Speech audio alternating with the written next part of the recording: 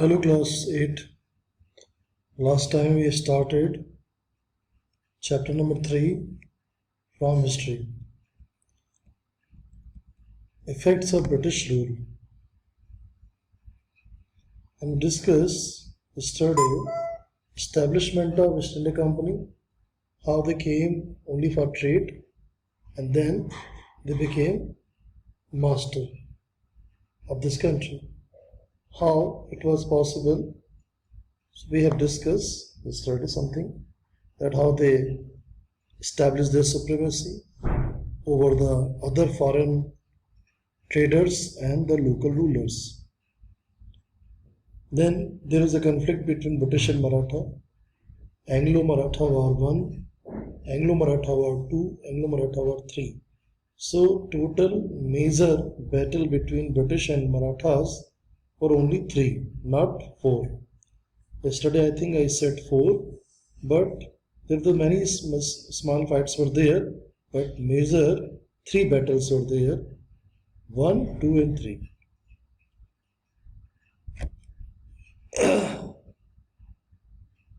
And in these 3 wars, Marathas, because of British politics, and they were very clever, the Marathas, they were not united.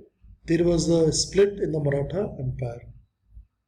So somewhere, gradually, the Maratha Riyasat, it became weak in front of British Empire because they had the very simple policy, divide and rule, and it was successful. They had 2 more policies which actually helped the British to gain control in north and south and east and western India. The one is, it was subsidiary alliance.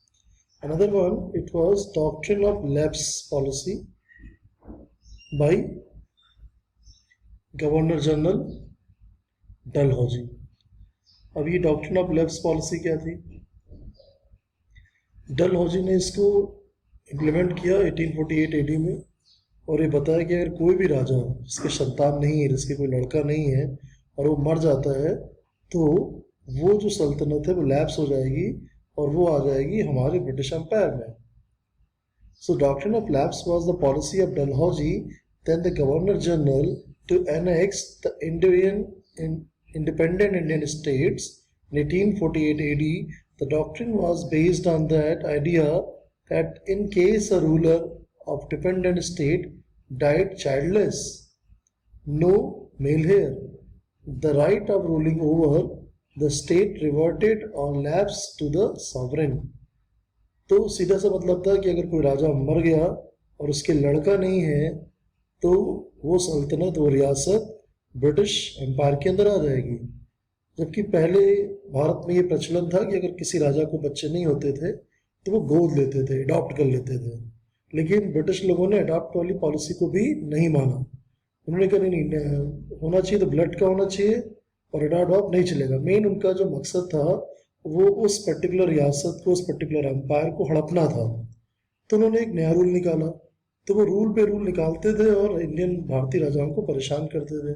और इन सब में problem एक ही थी, सब एकता नहीं थी, सब अलग अलग लड़ाई कर रहे थे, कोई अलग टाइम पे, कोई अलग टाइम पे.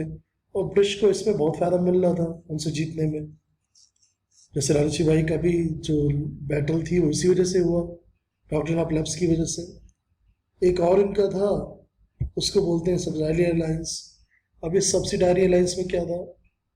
It was a system was non-intervention policy used by Lord Wellesley, who was the governor general. कि जितने गवर्नर जनरल आते थे कुछ ना कुछ ऐसा करते थे कि ईस्ट इंडिया कंपनी और मजबूत हो जाए और जो लोकल रूलर्स हैं धीरे धीरे खत्म हो जाए या बहुत कमजोर हो जाए. अब इसका क्या था? इसमें ये होता था कि ब्रिटिश फोर्स आपकी रियासत की रक्षा करेगी, आप अपनी आर्मी नहीं रख सकते, आपको टैक्स देना पड़ेगा, आर्मी का मेंटेनेंस का पूरा पैसा देना पड़ेगा, और हमारा एक रिप्रेजेंटेटिव रेजिडेंट आपकी रियासत में रहेगा. तो कुल मिला के राजा कहने को होता था पपेट रूलर, पीछे से रूल होता था कंपनी का. तो कंपनी इस तरह की जो पॉलिसी लाती थी subsidiary alliance policy, doctrine of labs policy, और एक तो उनका बहुत सिंपल फार्मूला था ये जो बहुत सक्सेस हुआ, डिवाइड एंड रूल, जो आज भी इंडिया में हो रहा है, कुछ लोग करते हैं divide and rule. So we must be united. Okay, तो धीरे धीरे करके ब्रिटिश लोगों ने इंडिया में इन्हीं सारी पॉलिसी की वजह से, और हम लोगों की आपसी जो रंजिशें थी, आपसी जो एक बैरियर थे, उसका फायदा उठाया, जो आपसी एकता नहीं थी। अगला टॉपिक आता है पार्लियामेंट्री लॉज। अभी पार्लियामेंट्री लॉज क्या है? According to regulating act of 1773, the Bengal governor general came to be known as the governor general. According to this act, Lord Warren Hastings became the Governor General of India. He got the right to control the policies of Mumbai, Madras provinces. अच्छा, यहाँ पे 3 presidencies थी, कलकत्ता, मद्रास और बॉम्बे। बाद में बॉम्बे का नाम बदल के मुंबई कर दिया गया। क्यों? क्योंकि बॉम्बे में ब्रिटिश हुकूमत की रिफ्लेक्शन छवि आती थी, तो शिवसेना ने ऑब्जेक्शन किया और 1995 में आई थिंक ये चेंज करके कर दिया गया, मुंबई कर दिया गया। ठीक है, 2005 है कि 1995 है, लेट मी चेक। और ये बॉम्बे से जो मुंबई किया गया, इसका नाम ये मुंबा देवी के नाम पे किया गया, Bombay to Mumbai. When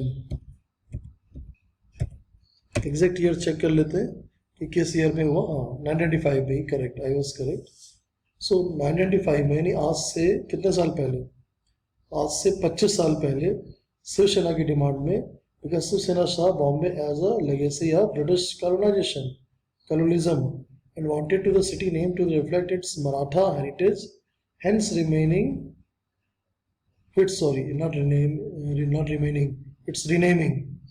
it to pay tribute to the goddess Mumba Devi. तो एक तो गॉडेस मुंबा देवी का भी हो गया कि उनके लिए ट्रिब्यूट है, और रिनेम कर दिया बॉम्बे से मुंबई, यानी मराठा प्राइड, मराठा हेरिटेज, और ब्रिटिश का जो रिफ्लेक्शन था उसको किक किया। ठीक है, तो एक तो ये बात हो गई।